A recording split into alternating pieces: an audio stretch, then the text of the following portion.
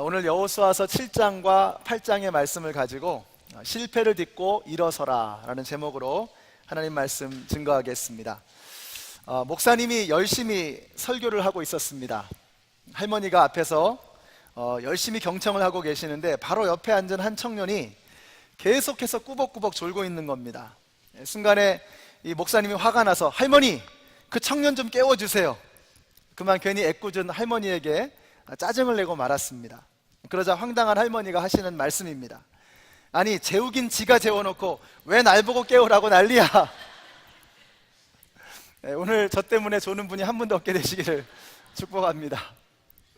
여러분 웃으셨는데 여러분, 이 예수 믿는 사람들의 특징은요, 기쁨입니다. 기쁨. 그래서 좀 기쁨이 있어야 됩니다.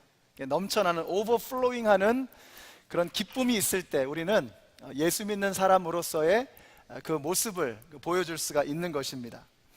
제가 여러분한테 문제를 하나 내겠습니다. 나는 누구일까요? 나에게는 큰 힘이 있습니다. 나는 전염성이 매우 강합니다. 나를 좋아하는 사람은 행복하지만 나를 싫어하는 사람은 불행해집니다. 나는 혼자서 만날 수도 있고 여럿이 동시에 만날 수도 있습니다. 아무리 강한 사람이라도 내 앞에서는 부드러워지고 아무리 약한 사람이라도 나와 함께하면 담대해집니다. 나는 사람들의 마음을 여유롭게 만들고 사람들을 사이좋게 만드는 탁월한 능력이 있습니다. 나는 언제 어디서라도 만날 수 있을 뿐만 아니라 아무런 대가도 요구하지 않습니다. 나는 아이들에게는 많고 어른들에게는 적습니다. 나는 사람에게만 있습니다.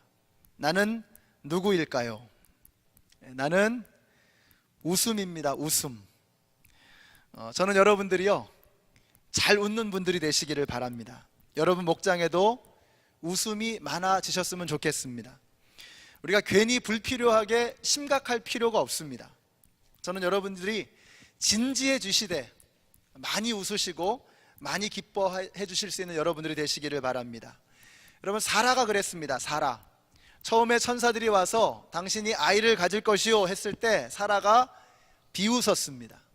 그런데 그 후에 다시 천사들이 찾아왔을 때 그가 이렇게 이야기를 합니다. 하나님이 나로 웃게 하시니 듣는 자가 다 나와 함께 웃으리로다. 하나님을 만난 사람, 하나님의 자녀들에게 있는 중요한 특징은 기쁨입니다. 웃음입니다. 그래서 저는 여러분들이 웃을 수 있는 분들이 되시기를 바랍니다. 어떤 상황, 어떤 환경에 있을지라도 믿음으로 그 어려움들을 이겨내시고 하나님을 향해서 기쁨의 웃음을 드릴 수 있는 저와 여러분이 되시기를 주님의 이름으로 축원합니다. 우리 교회가 45세가 되었습니다. 지난주가 창립 45주년이었습니다. 이제 2주 후에 우리가 감사절날 우리 창립을 기념하는 그러한 주일을 가지려고 하는데요, 저보다 나이가 딱 한 살이 많습니다. 우리 교회가. 그래서 창립 45주년이 되었는데 이런 생각을 해봅니다. 우리 교회가 날이 가면 날이 갈수록 점점 더 싱싱해지고 젊어지는 그런 교회가 되었으면 좋겠다는 그런 마음입니다. 왜 우리 어른들이 그런 얘기 하시죠? 일소 일로 일로다, 이런 얘기 하시죠? 한 번 웃으면 한 번 젊어지고 한 번 노를 바라면 한 번 늙어진다, 이런 말이잖아요. 우리 교회가 많이 웃으셔서 점점 더 젊어지는 행복한 교회가 되시기를 주님의 이름으로 축원합니다. 45세라고 하는 나이에 걸맞지 않게 정말 싱싱한 교회, 행복이 넘쳐나는, 웃음이 많은 그런 교회가 되시기를 바라는 것입니다. 참 감사한 것이 우리 교회에 참 웃음이 많습니다. 왜 그런가 보니까 어르신들이 참 표정이 밝으세요. 잘 웃어주시고 젊은이들, 청년들을 굉장히 기뻐하시는 어르신들이 이렇게 참 많이 계십니다. 그러니까 그 웃음이 이렇게 흘러내리는 것 같아요. 젊은 사람들도 같이 웃고, 여러분 친교실에 가면 여기저기서 깔깔대는 소리가 들리고, 목장에 가면 얼마나 즐겁습니까? 여러분 일주일 동안 사업장에서, 직장에서 또 살면서 얼마나 웃으셨습니까? 정말 배꼽이 빠져라 웃어본 기억이 언제 있으십니까? 근데 목장 가면 웃거든요. 가면 또 웃고 즐거움을 나누고 하는 그런 자리가 있습니다. 그래서 우리 그리스도인들의 중요한 특징이 뭐냐? 웃는 것입니다. 웃는 것, 웃어버리는 것입니다. 힘들고 어려운 일이 있어도 웃어버리는 것이죠. 그럴 때 참 우리의 모습이 아름답게 변하는 것을 보게 됩니다. 자, 이렇게 생각해 보면 아름다운 얼굴이 뭘까? 뭐 누구누구 탤런트를 닮은 그런 얼굴, 그거 돈 많이 주고 성형수술 해봤자 그 모양 안 나옵니다. 기본 판이 있기 때문에 그 모양이 안 나와요. 우리가 오이 마사지를 하고 머드팩을 해도 그런 아름다움이 나오지 않습니다. 어떤 얼굴이 정말로 아름다운가? 두 가지인 것 같아요. 은혜로 감격해서 흘리는 눈물이 있는 얼굴, 참 아름답습니다. 성경을 보면서 눈물을 쭉 흘리는 거예요. 예배를 드리면서, 찬양을 드리면서 눈물을 쭉 흘리는 그 모습을 보면 정말 아름답습니다. 또 한 가지는요, 미소를 머금은 얼굴입니다. 미소를 통해서 참 그 아름다움 있게 빛으로 발하는 그런 모습을 보게 됩니다. 여러분들이 잘 웃으시고 잘 우시기를 바랍니다. 우리 예수 믿는 사람들의 이 자리는요, 둘 중에 하나인 것 같아요. 울든지 웃든지, 감격으로 눈물이 흘리든지, 아니면 하나님께서 주시는 기쁨으로 감격하며 박장대소하며 기뻐하든지, 둘 중에 하나인 것이죠. 여러분들이 많이 우시고 많이 웃으시는 여러분들이 되시기를 우리 주님의 이름으로 축원합니다.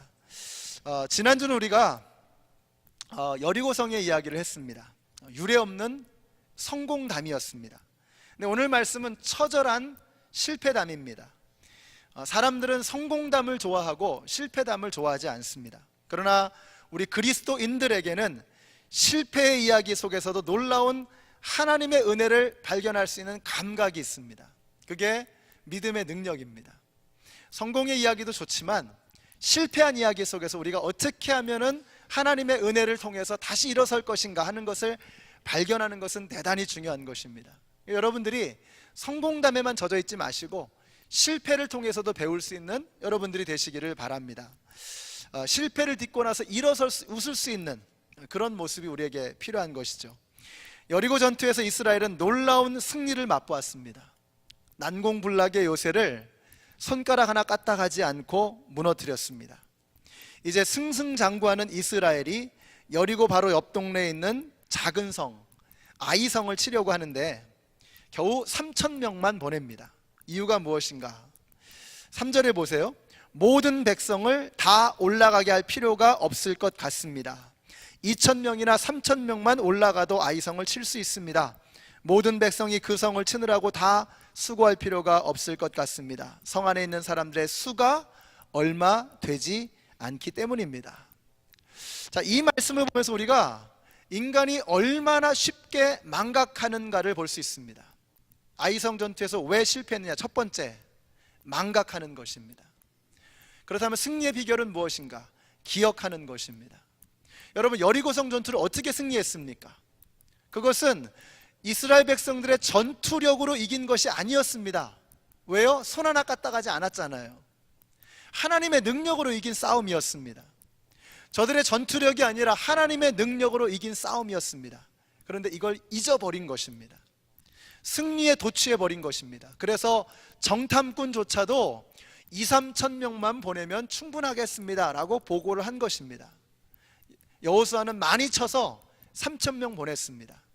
그리고 처절한 패배를 맛보게 된 것입니다. 우리 인간은 너무 쉽게 망각합니다. 너무 쉽게 잊어버립니다. 이 싸움이 하나님의 능력으로 싸운 싸움이었다고 하는 것을 저들은 쉽게 잊어버리고 자신의 능력만을 믿고 겨우 고작 3,000명을 보낸 것입니다. 심각한 영적인 치매였습니다. 여러분, 건망증과 치매의 차이점 아세요? 볼일을 보고 짚어 올리는 것을 잊는 것이 건망증입니다. 저도 가끔 그런 일을 합니다. 근데 볼일 보기 전에 짚어 내리는 것을 잊어버리는 게 이게 치매라고 합니다. 우리가 영적인 치매에 걸려 있는 것 같습니다. 너무 쉽게 잊어버립니다. 너무 쉽게 망각합니다. 하나님께서 그동안 우리에게 얼마나 많은 은혜를 베풀어 주셨는지, 우리를 어떻게 여기까지 인도해 오셨는지를 우리는 다 잊어버리고 마치 내 힘으로, 내 능력으로 여기까지 온 것처럼 그러고 살아갑니다. 이런 심각한 영적인 치매에 우리가 걸려 있는 것입니다. 이 연구하는 사람들이 그런 이야기를 합니다. 왜 치매가 걸리느냐? 이 뇌세포에 루이소체라고 하는 이상 단백질이 낀다는 겁니다. 그때부터 치매 현상이 생기기 시작한다는 거예요.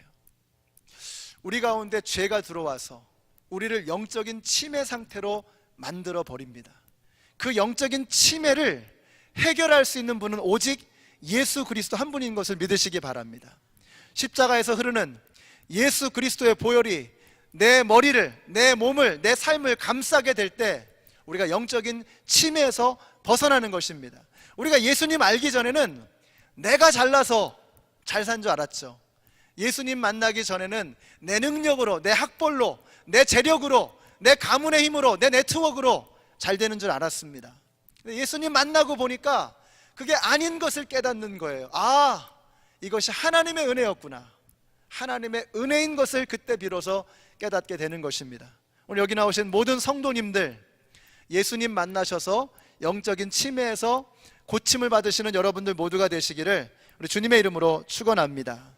하나님의 말씀을 듣고 나서도 그렇게 어떻게 이렇게 쉽게 잊어버리는지, 월요일부터 시작되는 우리의 삶 속에서 하나님의 말씀은 온데간데 없고 주일날 받았던 은혜는 온데간데 없고, 그때부터 우리가 모두를 바꿔서 내 힘으로, 내 능력으로 열심히 살아보겠다고 다짐하는 것입니다. 하나님이 내 삶에 들어오지 않는 것입니다. 우리가 영적인 치매를 해결하기 위해서 예수님을 만나야 하는 것입니다. 오늘 이 아침에 저와 여러분이 가슴으로 예수님을 만나셔서 이제는 영적인 망각, 건망증, 영적인 치매에서 벗어나시는 우리 모두가 되시기를 바랍니다. 여리고성 전투의 승리의 비결은 두 가지였습니다. 믿음과 순종이었습니다. 이걸 잊어버린 겁니다. 그러나 아이성에서는요, 믿음도 순종도 보이지 않습니다. 왜요? 왜 그래요? 아이성이 너무 만만해 보였기 때문입니다. 그래서 아이성 전투에서 발견하는 것이 바로 이것입니다. 실패에는 이유가 있다는 거죠. 그렇습니다. 여러분, 모든 실패에는 반드시 이유가 있습니다. 저들이 예수님을 잊어버렸고 하나님을 잊어버렸습니다. 그리고 믿음과 순종을 잊어버렸습니다. 미국 프로야구의 싸이 영상이라고 있죠. 그해 최고의 투수에게 주어지는 대단히 명예로운 상이라고 합니다. 근데 이 상을 받은 선수가 이상하게도 그 다음 시즌에 징크스를 아주 슬럼프에 빠지는 그런 징크스를 겪는다고 합니다. 그런데 가만히 생각해 보면은 이유가 있는 거예요. 먼저 유명해지니까 사람들의 스포트라이트를 받는 겁니다. 먼저 교만해지죠. 방심을 하게 되는 겁니다. 여기저기 인터뷰에 불려다니니까 연습할 시간이 없는 거예요. 더더군다나 이제 한 선수가 딱 부각이 되니까 모든 팀들에서 어떻게 하면은 저 투수를 공략할 수 있을 것인가, 저 선수는 어떻게 공을 던지는가 하는 것을 분석하고 연구하기 시작하는 거예요. 그러니까 그 다음 시즌에 당연히 슬럼프에 빠질 수밖에 없는 거죠. 슬럼프에 빠질 수밖에 없는 이유가 있었다는 것입니다. 여러분, 실패에는 이유가 있습니다. 우리가 하나님의 은혜를 망각하고 이것이 하나님의 힘으로 능력이 되었다는 것을 망각하고 믿음과 순종을 우리가 잊어버리게 될 때 우리는 실패에 빠질 수밖에 없다는 것입니다. 슬럼프에 빠질 수밖에 없다는 것입니다. 여러분 어떠세요? 영적인 슬럼프에 빠져 있으십니까?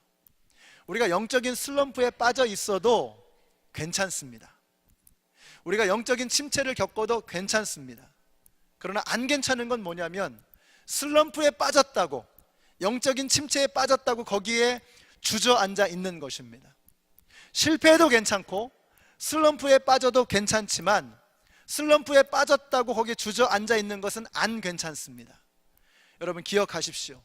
우리가 넘어질 수도 있고 쓰러질 수도 있지만 거기에 머물러 있는 것은 하나님의 뜻이 아니라는 것입니다. 여러분들이 일어서게 되시기를 바랍니다.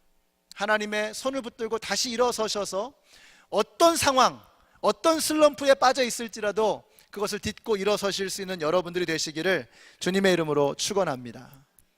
여러분, 그냥 줄창 달리는 사람은요 박수를 받지 않습니다. 어떤 사람이 박수를 받습니다. 어떤 사람이 박수를 받습니까? 달리다가 자빠진 겁니다. 넘어진 겁니다. 근데 다시 일어서는 거예요. 그때 사람들이 박수를 쳐주는 것입니다. 여러분들이 박수를 받기 원합니다.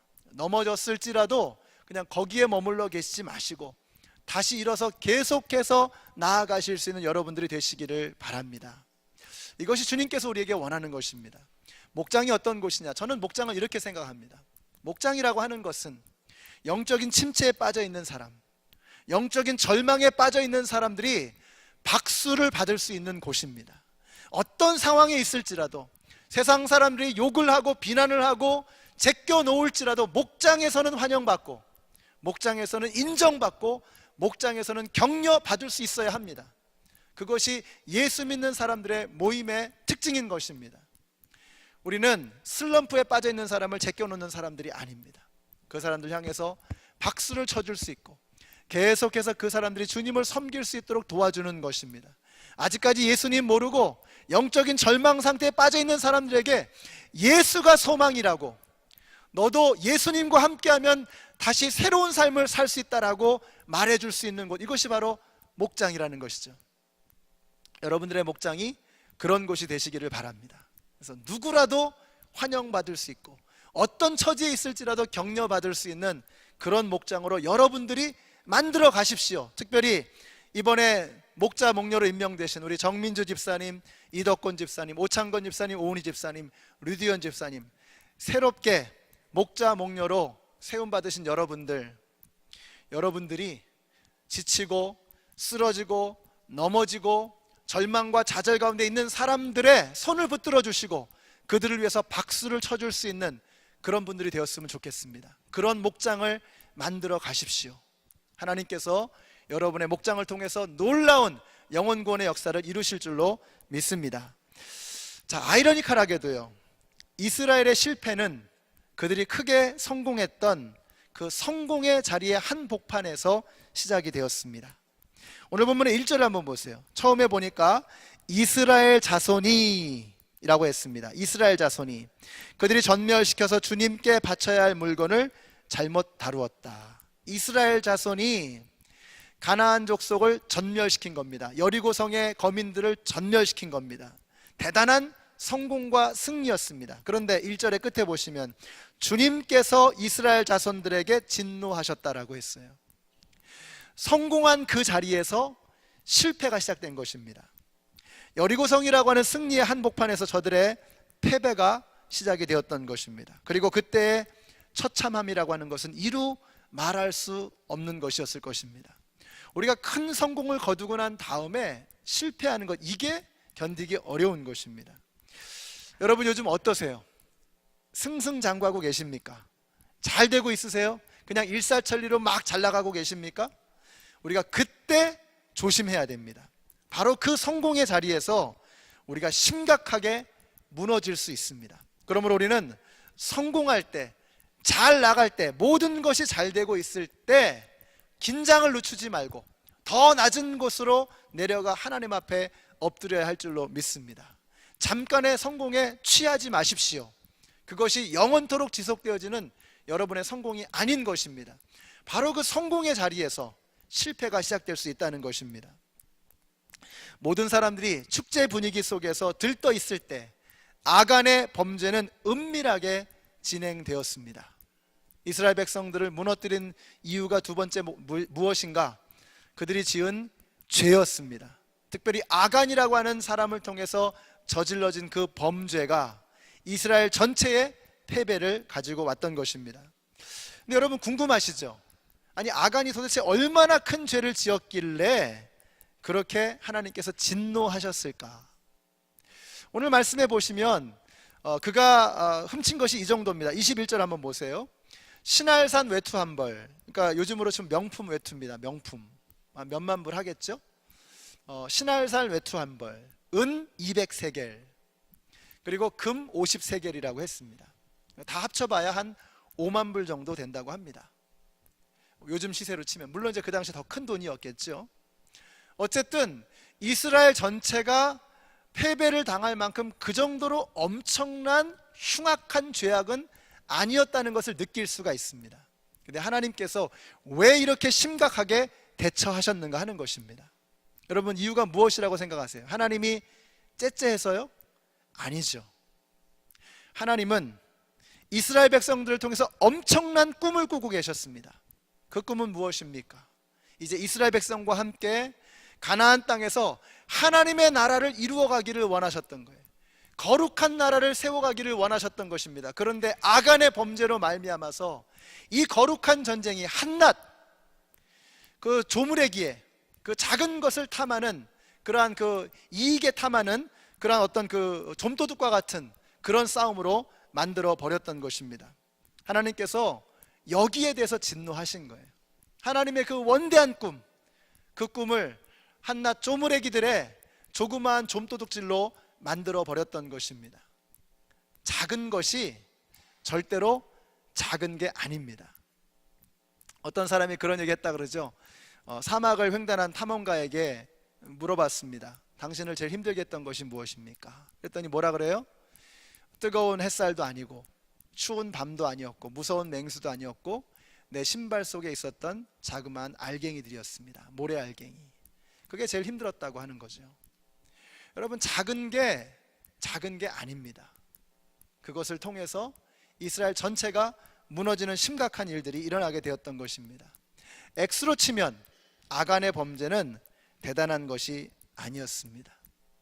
그러나 그는 심각한 범죄를 지은 것이 하나님의 이 거룩한 전쟁을 한낱 불황자들의 좀도둑질로 변질시켜 버렸던 것입니다. 하나님이 진노하실 수밖에 없었습니다. 하나님이 이 일을 그만두신다면, 여기서 멈추신다면 제2, 제3의 아간이 곰팡이처럼 번져가게 되었을 것입니다. 하나님께서 일벌백계를 하시는 것입니다. 더 심각한 것은 이 매튜 헨리라고 하는 사람이 주석을 이렇게 달았습니다. 신할산 외투 한 벌과 그 다음에 은 200세겔, 금 50세겔은 한 사람이 평생 먹고 살만한 정도의 재물이다, 이렇게 주석을 붙였습니다. 그 주석을 우리가 참고한다면 이런 우리의 결론을 도출할 수가 있어요. 아간의 문제가 뭐냐 하는 거죠. 아간의 문제, 결국 아간의 문제는 하나님의 약속이 아니라 세상의 재물을 선택했다는 것입니다. 이제 가나안 땅에서 젖과 꿀이 흐르는 땅을 만들어 가실 그 하나님의 푸르른 약속이 아니라 지금 눈앞에 보이는 그 금, 은, 부치를 선택했다는 것이죠. 우상 숭배입니다. 탐심은 우상 숭배니라. 탐욕과 탐심은 우상 숭배입니다. 하나님을 선택하는 것이 아니라 하나님 이외에 다른 것을 선택했던 것입니다. 하나님께서 이 문제를 그냥 두실 수가 없었던 중대한 이유입니다. 여러분은 무엇을 선택하십니까? 우리 앞에 하나님과 세상이 있을 때 우리는 무엇을 선택합니까? 우리가 하나님 이외에 다른 것을 선택한다면 우리는 결국 이 아간과 똑같은 우상 숭배자에 지나지 않는다는 것입니다. 아간은 가나안 땅에 들어온 최초의 이스라엘 출신의 우상 숭배자였습니다. 하나님께서 이 아간을 그냥 두실 수 없었던 이유라는 것이죠. 어떻게 명하세요? 돌로 쳐서 죽이라는 것입니다. 그래서 돌에 맞아서 돌 무덤이 생길 정도로 엄청나게 돌에 맞아서 죽었던 것입니다. 모든 백성들이 지켜보는 앞에서 이 우상 숭배는 반드시 척결되어야 한다고 하는 것을 하나님께서 보여주셨던 것입니다. 여러분, 거대한 항공모함도 밑창의 구멍 하나로 침몰될 수 있습니다. 산같이 거대한 댐도 작은 균열 하나로 무너질 수 있습니다. 우리는 작은 일을 조심해야 됩니다. 여러분, 영적인 세계에서는 작은 일이 더 무섭고 중요합니다. 우리는 큰 일을 만나면 긴장하기 때문에 더 엎드리고 더 기도하고 더 간절해집니다. 근데 작은 일 앞에서는요, 내 힘으로 할 수 있다고 생각하기 때문에 교만해지는 것입니다. 여러분, 한번 생각해 보세요. 우리가 여리고성을 앞에 두고서 기도하지 않을 사람이 어디에 있겠습니까? 바로 여기서 이스라엘 백성들이 실패할 수밖에 없었던 중대한 문제를 발견하게 됩니다. 그것은 자만과 방심이었습니다. 특별히 리더십의 자만과 방심, 이것이 처절한 패배를 불러왔던 것입니다. 자, 그래서 여호수아가 방심하고 자만했습니다. 물론 여호수아는요, 정탐꾼을 보냈습니다. 근데 문제는 무엇입니까? 그가 정탐꾼의 보고에는 귀를 기울였지만 하나님의 음성에는 귀를 기울이지 않았다는 거예요. 정탐꾼들이 보고하는 거는 귀담아 들었습니다. 2, 3천 명만 보내면 충분합니다. 3천 명 보냈습니다. 그런데 하나님의 음성에 귀를 기울이지 않은 거예요. 오늘 말씀을 보시면 어디에도 7장에서 패배하기 전까지 어디에도 여호수아가 하나님에게 물어봤다는 말이 없어요. 하나님에게 기도했다는 말이 없습니다. 넉넉하다고 생각한 거예요. 3,000명만 보내도 충분하다고 생각한 것입니다. 적이 너무 만만해 보이니까 기도도 하지 않고 하나님의 뜻도 물어보지 않고 그냥 정탐꾼의 말만 듣고 군대를 파견한 것입니다. 반드시 패배할 수밖에 없는 이유가 바로 여기에 있습니다. 여러분, 저와 여러분들이 아무리 능력 있고 아무리 많은 것을 할 수 있다고 할지라도 하나님의 음성에 귀를 기울이는 것을 멈춘다면 우리는 언제 무너져도 무너지게 되어 있습니다. 지금은 아니어도 다음번에 무너질 겁니다. 한 번 무너지면 끝나는 거 아닙니까? 100번을 잘 갔어요. 근데 101번째 무너지면 끝나는 거 아니에요? 우리가 무너지지 않기 위해서 하나님의 음성에 귀를 기울여야 합니다. 여러분, 사람들의 소리에만 귀를 기울이는 것이 아니라, 세상 사람들이 뭐라고 말하나 여기에만 귀를 기울이는 것이 아니라, 전문가들의 의견에 의하면 여기에만 귀를 기울이는 것이 아니라 하나님의 음성을 절대로 빠뜨리지 않는 여러분 모두가 되시기를 주님의 이름으로 축원합니다. 이 여호수아의 자만과 방심, 이것이 패배를 불러왔다는 것입니다. 교만은 패망의 선봉이요 거만한 마음은 넘어짐의 앞잡이니라. 교만하면, 거만해지면, 그래서 방심하게 되면 언제고 반드시 무너지게 되어 있다는 것입니다. 여러분, 여리고성을 앞에 두고 기도하지 않을 사람이 어디 있습니까? 그죠? 한번 생각해 보세요. 아니, 여리고를 앞에 두고 기도하지 않을 사람이 어디 있어요? 난공불락인데. 홍해를 앞에 두고 요단강을 앞에 두고 엎드리지 않을 사람이 어디 있습니까? 불가능인데. 그러나 아이성을 앞에 두고 엎드리는 것은 쉬운 일이 아닙니다. 만만한 일을 앞에 두고 하나님 앞에 물어보는 것은 그렇게 간단한 문제가 아닙니다. 우리가 하나님과 끊임없이 교제하고 하나님과 끊임없이 대화하고 하나님을 만나는 그런 영적인 감각, 이것이 살아있을 때 작은 것까지도 하나님 앞에 물어볼 수 있는 것입니다. 그래서 평소 실력이 중요합니다. 평소 실력. 그래야 우리가 심각한 무너짐을 방지할 수 있습니다. 그래서 여러분들이 문제 생기기 전에 대부분 새벽기도 안 나오시는 분들이 갑자기 새벽기도 나오면 제 가슴이 철렁합니다. 무슨 일이 있으신 거 아닌가. 평소에 엎드려요.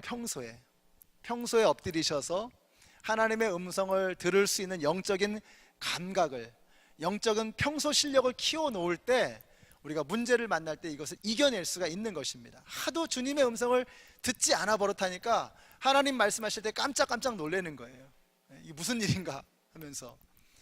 여러분, 평소에 하나님과 가까워지시고 하나님과 교제하시고 하나님의 음성을 듣게 될 때 여러분 작은 일에도 하나님과 의논하게 되는 것이죠.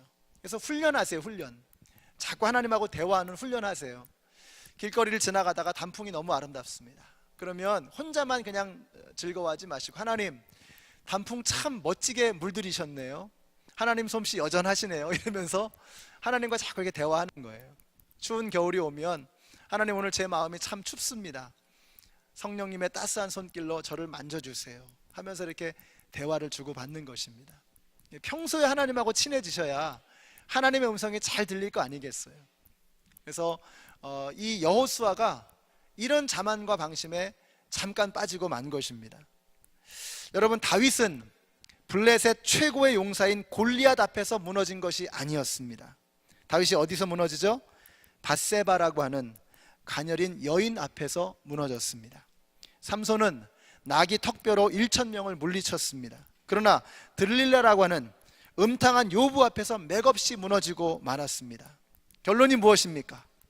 여자를 조심하라? 그게 아니죠. 우리는 큰 것 앞에서는 긴장합니다. 그렇지만 작은 것 앞에서 긴장을 늦추면서 무너지게 된다는 것이죠. 심각하고 힘든 일 앞에서 기도하는 것은 물론이거니와 작고 사소하고 만만해 보이는 일 앞에서도 교만하지 마시고 방심하지 마시고 작은 것 앞에서도 긴장을 늦추지 않는 하나님의 뜻을 끝까지 살피시는 저와 여러분이 되시기를 주님의 이름으로 축원합니다. 자, 그럼 우리가 어떻게 해야 되느냐 하는 거죠. 어떻게 해야 되느냐. 실패 속에서 방법을 찾아낼 수 있습니다. 실패 속에서 돌파구를 찾아내는 것입니다. 여러분, 우리가 감기의 계절이 왔죠. 우리가 플루샷, 그 백신을 어떻게 만들어냅니까? 감기균을 한 반쯤 죽여서 몸에 집어넣는 거잖아요. 그러니까 감기균에서 감기를 이겨낼 수 있는 방법을 찾아내는 거죠. 뱀독이죠, 뱀독.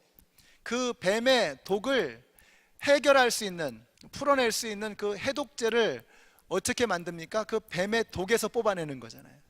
뱀의 독에서 그 뱀의 독을 풀 수 있는 해독제를 만들어내는 거잖아요. 마찬가지 동일한 원리입니다.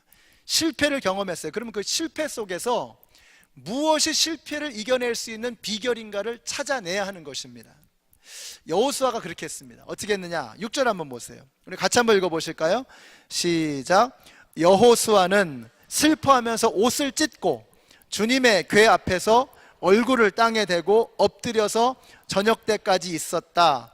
이스라엘의 장로들도 그를 따라 슬픔에 젖어 머리에 먼지를 뒤집어 썼다. 두 가지를 보게 됩니다. 첫째, 장로들이 여호수아를 탓하지 않았습니다. 장로들도 우리의 잘못이라고 했습니다. 여호수아가 다른 사람 탓하지 않았습니다. 정탐꾼을 욕할 수 있었습니다. 야, 너희가 정탐을 제대로 했으면 이런 일이 없을 거 아니야 하면서 정탐꾼을 야단치지 않았습니다. 병사를 이끌고 나갔던 장수들을 탓하지 않았습니다. 그들에게 책임을 묻지 않았습니다. 여호수아가 어떻게 했어요? 자신이 하나님 앞에 나아간 겁니다. 옷을 찢고 먼지를 무릅쓰고 하나님의 궤 앞에 나아갔던 거예요. 무슨 말입니까? 내 잘못이라는 뜻입니다. 내가 잘못했다는 것입니다. 여러분, 우리 교회가 실패를 딛고 일어설 수 있는 비결이 무엇이냐? 어려움 속에서도 일어날 수 있는 방법이 무엇이냐? 서로 탓하면 끝나는 겁니다. 아무것도 안 됩니다. 장로와 여호수아가 정탐꾼과 장군들이 서로에게 손가락질하면서 너 때문이야 너 때문이야 라고 했다 그러면 이스라엘은 전멸하는 겁니다. 근데 어느 누구도 그렇게 하지 않았습니다. 여호수아는 자기의 탓을 했습니다. 장로들도 머리에 티끌을 뒤집어 쓰고 슬픔의 눈물을 흘리면서 회개를 했습니다. 이것이 이들이 일어설 수 있는 방법이었습니다. 다른 사람을 탓하지 않고 자기 자신에게서 문제를 찾았던 것입니다. 여호수아는 실패의 원인이 자신에게 있었음을 인정했던 것입니다. 내가 자만했단 말이죠. 내가 방심했단 말이죠. 내가 하나님의 음성에 귀를 기울이지 않았단 말이죠. 그것을 인정하게 되었을 때 그들은 실패를 딛고 일어설 수 있었던 것입니다. 여호수아가 그렇게 위대한 지도자가 될 수 있었던 비결이 무엇인가? 여러분, 여호수아는 한번 보세요. 여호수아는 실패가 없었던 사람이 아닙니다. 실패가 있었지만 그 실패를 딛고 일어섰던 사람이에요. 위대한 지도자가 될 수 있었던 비결은 실패를 단 한 번도 하지 않았기 때문이 아닙니다. 실패를 딛고 일어섰다는 거예요. 여호수아가 위대한 지도자가 될 수 있었던 비결입니다. 제가 여러분이 머리가 나쁘면 몸이 고생한다 그러잖아요. 이 목사가 실수가 많고 또 이렇게 엉터리 같으니까 우리 성도님들이 참 고생을 많이 하십니다. 여러분에게 삼가 애도를 표합니다. 죄송합니다. 실수가 많고 참 어리숙해가지고요, 엉터리 같은 실수를 참 많이 합니다. 그래서 여러분들이 고생을 많이 하세요. 제가 여러분에게 한 가지 약속을 드리고 싶은 것은, 제가 여러분 앞으로도 실수는 계속 하게 될 것 같습니다. 실패도 하겠죠. 뜻하지 않은 그런 어려움도 겪기는 겪을 것입니다. 여러분에게 한 가지 약속을 드리고 싶은 것은, 실패하더라도 실수하더라도 거기에 주저앉아 있지 않겠습니다. 거기에 머물러 있지 않겠습니다. 일어나서 실패의 원인을 찾아내고 더 나은 곳으로 나아갈 수 있도록 몸부림치겠습니다. 여호수아처럼 다른 사람 탓하지 않고 내 자신을 탓하겠습니다. 담임 목사니까, 우리 장로님들도 마찬가지, 장로니까, 목자 목녀님들도 마찬가지, 내가 목자 목녀니까, 내가 섬기는 사람들과의 관계 속에서 일어나는 모든 문제는 내 탓이라고, 내가 잘못이라고, 내가 실수했다라고 인정하는 것, 여기에 소망이 있습니다. 저도 그런 여호수아를 닮은 그런 목회자가 되겠습니다. 실수를 해놓고서 그것을 커버업하는 것이 아니라 잘못했다고 인정하고 거기에서 해법을 찾아내는 그런 목회자가 되도록 노력하겠습니다. 우리 목자 목녀님들, 제가 우리 목자 목녀님들 생각하면, 또 근본에 이렇게 목자 목녀로 임명받으신 분들 생각하면 종종 그런 생각이 듭니다. 야, 정말 어디서 이렇게 좋은 분들을 만날 수 있을까? 우리 많은 제 동료 목사님들이 저한테 그러세요. 참 저한테 럭키라고 그런 얘기를 많이 하십니다. 저는 다른 게 럭키가 아니라 이렇게 좋은 우리 목자 목녀님들, 이렇게 좋은 성도님들, 이렇게 좋은 장로님들 제가 만나게 된 것이 제 인생의 정말 큰 축복이라고 생각합니다. 정말 하나님께서 큰 축복을 주셨다는 생각이 듭니다. 우리 김영기 장로님께서 그런 말씀을 전에 처음에 하셨던 그 생각이 납니다. 저한테 그러시는 거예요. 아니 어디서 그렇게 좋은 사람들만 뽑아다가 이렇게 그 교인들을 삼았냐고 그렇게 말씀하시는 것을 들었습니다. 여러분, 우리가 아무리 훌륭한 성도이고 또 아무리 이렇게 좋은 성품을 가지고 있고 또 아무리 굳은 결심으로 목자 목녀를 하겠다, 또 장로로 섬기겠다, 목회자를 하겠다라고 할지라도요, 우리가 끊임없이 무너지고 넘어지는 이런 고난과 경험을 계속하게 될 것입니다. 그때 중요한 건 뭐냐면 거기서 주저앉지 않고 계속해서 버티는 겁니다. 다시 일어서는 것입니다. 내가 이 정도밖에는 안 되나 하는 자괴감이 들 수도 있습니다. 그러나 거기서 포기하시면 안 됩니다. 우리도 여호수아처럼 무너진 자리에서 더 낮아지고 더 엎드리십시다. 그러면 주님께서 손 내밀어 주실 것이고 일어날 힘과 나아갈 길을 주실 줄로 믿습니다.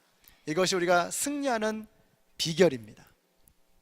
여러분, 목사와 거지의 공통점을 아세요? 해필이면 또 거진가? 목사와 거지의 공통점이 무엇입니까? 그것은 국어라는 것입니다. 그런데 거지는 사람에게 구걸합니다. 목사는 하나님에게 구걸하는 사람입니다. 목사뿐만이 아닙니다. 그리스도인들은요, 구걸하는 사람들입니다. 하나님에게 구하는 사람들입니다. 세상 사람들은 사람에게 손 벌립니다. 우리는 그런 비굴한 짓 하면 안 됩니다. 우리는 하나님에게 엎드리는 것입니다. 하나님에게 구하는 것입니다. 그러면 하나님께서 길을 열어주시고 힘을 부어주실 줄로 믿습니다. 여호수아가 실패를 겪었을 때 주저앉고 끝내는 것이 아니라 하나님에게 구하는 거예요. 하나님 살려주세요. 하나님에게 소망이 있습니다. 하나님만이 길이십니다. 하나님 우리를 도와주세요. 여러분이 어떤 실패 있으십니까? 어떤 좌절과 슬럼프에 빠져 있으십니까? 거기에 그냥 머물러 계시지 마시고 일어서십시오. 하나님을 향해 구걸하십시오. 지금 죽을 판인데 체면 차리시겠습니까? 물에 빠져 죽는데 체면 차리시겠어요? 굶어 죽는데 체면 차리시겠습니까? 무슨 짓을 해서라도 하나님 앞에 나아가야죠. 내 마음속에 하나님을 찬양하고 싶은 마음이 없을지라도, 하나님을 예배하고 싶은 마음이 들지 않을지라도, 하나님 앞에 엎드릴 그런 자존심이 허락하지 않을지라도 살아야죠. 하나님 앞에 부르짖어야죠. 엎드려야죠. 그래야 살 길이 열리지 않겠습니까? 여러분, 어떤 슬럼프와 어떤 절망과 좌절에 있을지라도 거기에 주저앉아서 포기하지 마십시오. 그 실패의 그 자리에서 성공의 길을 발견하시는 여러분 모두가 되시기를 주님의 이름으로 축원합니다. 회개하고 하나님 앞에 엎드린 후에 여호수아가 어떻게 하느냐, 8장 1절 보시면은요, 주님께서 여호수아에게 말씀하셨다. 두려워하지 말아라. 겁내지 말아라. 군인들을 다 동원하여 아이성으로 쳐 올라가거라. 보아라, 내가 아이의 왕과 백성과 성읍과 땅을 다 내 손에 넘겨주었다라고 했습니다. 과거형입니다. 끝난 거예요. 무슨 말입니까? 게임 끝났다는 겁니다. 하나님이 선포하신 거예요. 판정을 내려주신 거예요. 게임 끝났어. 이제 전쟁 끝난 거야. 그럼 우리는 얼마든지 느슨해질 수 있습니다. 근데 여호수아가 그렇게 하지 않았어요. 최선을 다하는 겁니다. 끝까지. 어떻게 하나 보세요. 4절에 보면요, 매복 전술을 씁니다. 숨어서 기다리는 거예요. 16절에 보시면 유도 전술을 씁니다. 도망가는 척하면서 성에서 사람들을 끌고 나오는 것입니다. 19절에 보시면 협공작전을 펼칩니다. 매복해 있는 사람과 도망치는 사람이 협공으로 싸움을 하는 것입니다. 무엇이 느껴지세요? 최선을 다하는 거예요. 최선을. 하나님께서 이미 게임 끝났어, 전쟁 끝났어라고 말씀하셨지만 긴장을 늦추지 않고 모든 싸움에 최선을 다하는 것입니다. 여러분, 2000년 전에 이미 게임은 끝난 것을 믿으시기 바랍니다. 십자가 위에서 예수님께서는 모든 악한 마귀의 권세를 다 무너뜨리신 것을 믿으시기 바랍니다.